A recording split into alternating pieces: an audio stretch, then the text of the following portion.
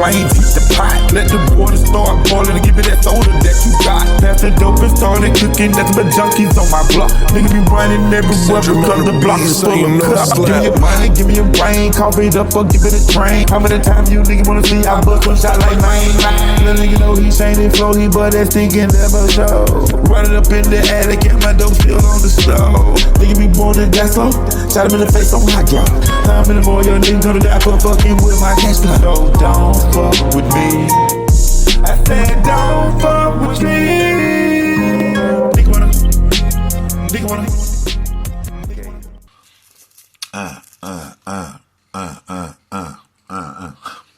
Let me stop. Me personally, dictatorship. I knew what the word meant, dictating and like that. But I didn't know how it played its part in the world and who all was dictators and things of that nature. Well, like not just off the hand. If I sat down and thought about it and put it in perspective, like I did later, I would know it would make sense. But I remember years ago, me and Wayne had just completed. Me and Video Wayne, my brother. What's up, Video Wayne? Bam, that's my brother's name. I call him Bam. This is grow up name, childhood name. But I remember Wayne had told me at one point we were standing in College Park Projects. And he was like, "Damn, Trees, man, like you dictate what goes on in the hood." So I knew what he meant, but I didn't know what he meant. You know what I'm saying? To be honest and whatnot. So, years passed. That just was always in my head. Whenever I thought about like making something happen in the project, stuff like that, because I knew what he meant. It wasn't until Russia invaded Ukraine and all that stuff going on to dictatorship and all that came full front with what it is and what those dictators do in their countries and things of that nature. But I can say, all because you are a dictator doesn't mean you have to be a bad or evil dictator. When you think about, Putin and these other countries, China, Korea, whatever, North Korea, I think that those people are who they are anyway, if they ran their countries or not. You could be a dictator of your country and be a wonderful one. Simple as that. It's just who you are is going to be how you run things. You know what I'm saying? But when you get that dictatorship and put it in the hood and the project, it's used the same way, but it's not used the same way. It just, like I say, it all depends on who you are inside, your heart condition. You know what I'm saying? And I remember certain incident that I did control in the hood or dictated how it played itself out. And not all of them played themselves out in my benefit. Not all of them was good. Not all of them was bad. You know what I'm saying? My cousin, he's down right now, but before he went down for the little murder charge he had, he was doing the street thing, you know what I'm saying, heavy in the streets. QB, my little cousin QB. But we was heavy in the streets and stuff, man.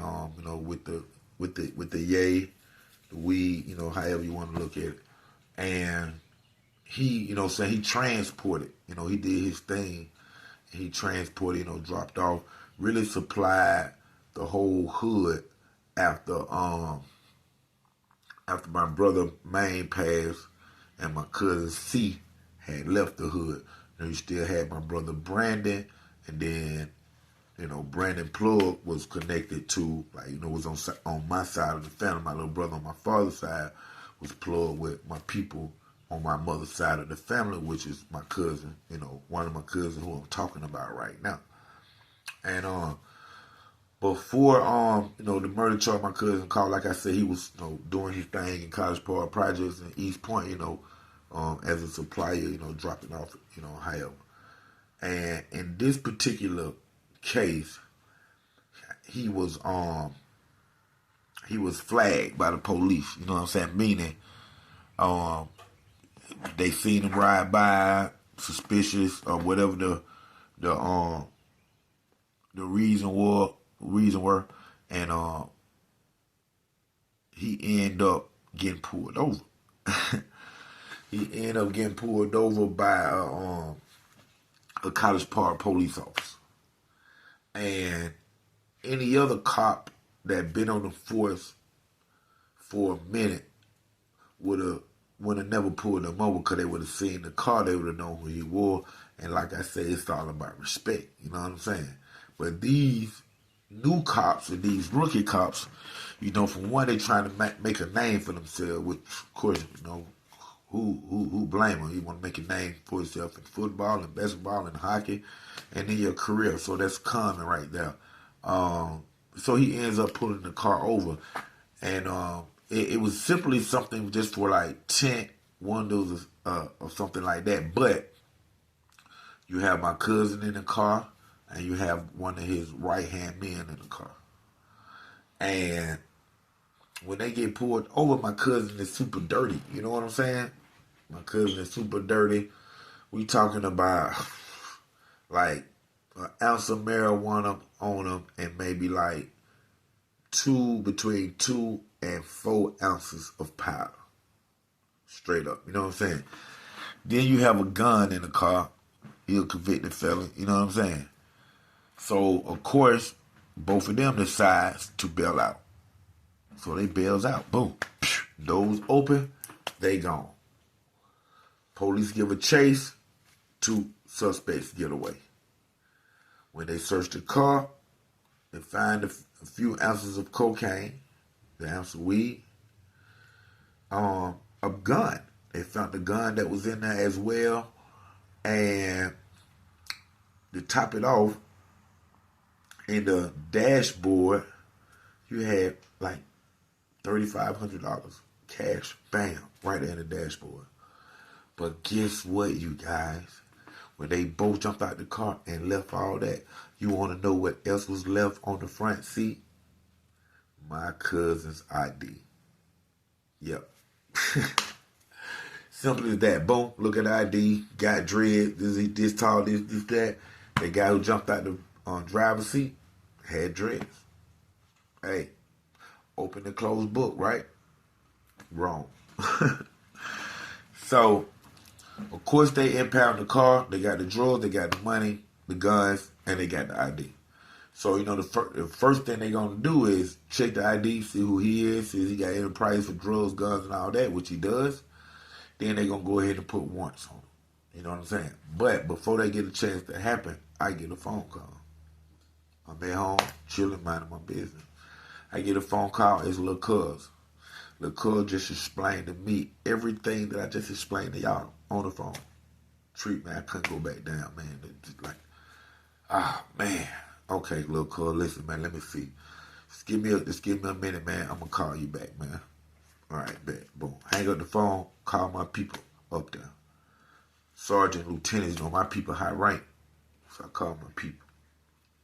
Hey, what's going on? She's like, hey, I'm just chilling. What's up? What's the word? I said, well, check this out. My cousin, such and such, let one of his partners use the car, which I informed him not to use it. It's my aunt name, which is my mama's oldest sister. I'm like, it's in my aunt name, and dude, I had the car for like 2 or 3 days. Cuz said, Cuz told him he supposed to brought it back yesterday, but he ain't brought it back yet. Cuz got the truck. He been using the truck. That his friend, he been letting him check out the car. But he supposed to brought it back yesterday. Say he was a day late. He was gonna bring it the next day. No big thing, cause everybody friends, And within the time that he's supposed to brought it back, him and somebody else, whoever was in the car with him, done got pulled over. She was like, what? I'm like, yep. And the thing is, this is what they found. Your people up there with you at the College Park police station. They like, what? I'm like, yep. He let the partner use the car. He had another friend in there with him. They doing their little thing. He led a little 72 hours through there. He don't had the car. Police get behind him. They jump out. They leave the gun, $3,500 in the dashboard, but that right there belongs to my auntie. The $3,500 belonged to my auntie, and my cousin's license was still in the car. Or ID of which one. So she like, oh, no, that's terrible. That is terrible. Okay, I'm going to call you back, Teresa. I'm going to make a phone call. Now, let me tell y'all, you talking about dictator, you talking about power, you talking about, you got to handle your bid and how you handle your bid. You know what I'm saying? My cousin and my aunt were able to go together to the department, get their car back out of the impound, get his license back, gave my auntie the $3,500. Of course, they kept all the drugs. But he got the car back, ain't got the money back, and did not spend one day in jail. Just off me saying, hey, check this out. That wasn't him. It was somebody else. He let somebody else use the car, but it was him who jumped out. And I reversed that whole thing that just happened, man. That's what we talking about. Real talk, College Park Project. We in the building, man. Thank y'all for tuning in to another great episode. That's crazy, ain't it? Hey, man, that's called power. Hey, thank y'all for tuning in to another great episode of Underground Source TV with your whole TV and film producer, Knox. OG Black Boy 3700, man. Y'all check out my playlist right here on YouTube, man. Some of that new album, OG Black Boy, Welcome to the Pumpkin Patch, is on now. Y'all make sure y'all check it out, man. Y'all check out my YouTube shops. Go ahead and get them state shirts, y'all own shirt, or anything y'all want. Y'all just let me know, man. We'll put it together, man. But College Park stand-up shirts, Virginia stand-up, California stand-up, NYC stand-up. I want everybody to stand up, man. And y'all check out my YouTube shops, man. But don't forget the memberships. I got some memberships, man. They very in your price range. They got some good perks for you guys, man.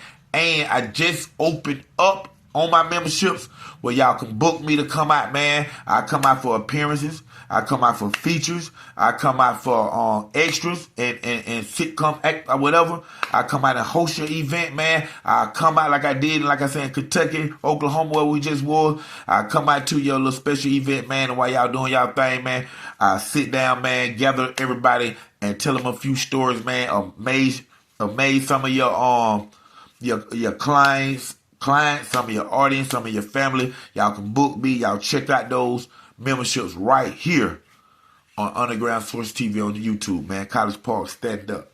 Nigga don't fuck with me, you fuck with me, you gonna get shot. And a nigga who killed my brother, I'ma kill his ass just looking wild. When you wanna meet your maker, off your taker, let me know. Got a Draco that is first and burn your ass and bust your hoe. So don't fuck with me, I said don't fuck with me. Don't fuck with me. You better not fuck with me. Nigga wanna get some good bad, nigga wanna fuck my hoe. How many times I got to tell you married to my flow? But I had a little side bitch, that side bitch didn't know the ropes. And that same little side bitch, I had to let that bitch go. Never forget the things I said, you'll end up dead or in the bed. Go fuck around with OG, you get that Draco to your head. So don't fuck with me. I said don't fuck with me. Nigga wanna, nigga wanna, nigga wanna, nigga wanna, nigga wanna, nigga wanna, nigga wanna, nigga wanna, nigga wanna fuck with me, they fuck with me, they fuck with the best. I'm the nigga that shot your ass and burnt down.